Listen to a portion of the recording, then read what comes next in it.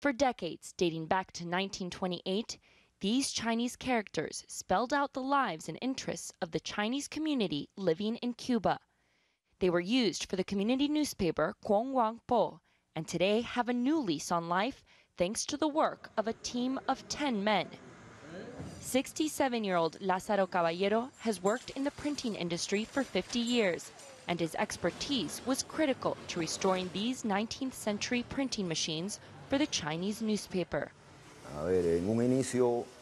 Initially, some thought this would be impossible because of the state these machines were in, but the team that's working together took up the challenge, and with innovation, we have rescued them.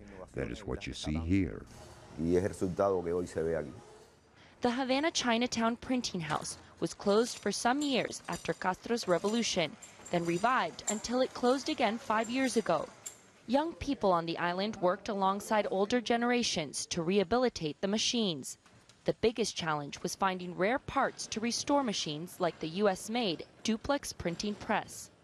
There's no written history about this machine, but what Chinese Cubans living in Havana tell us is that Chinese students who were in France brought the machine in the mid-1800s from Europe.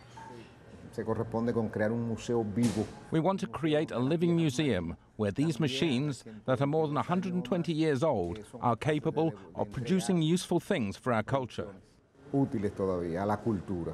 The printing house hopes to print coloring books and school pamphlets in the near future, books that are otherwise imported into Cuba from abroad. In May, the machines were put to the test, once again, rolling the monthly Po newspaper off the presses. The 4-page publication is in Mandarin and Spanish and covers cultural news and local stories. In the digital age, it's about more than just conserving old traditions. A community that loses its history loses its identity.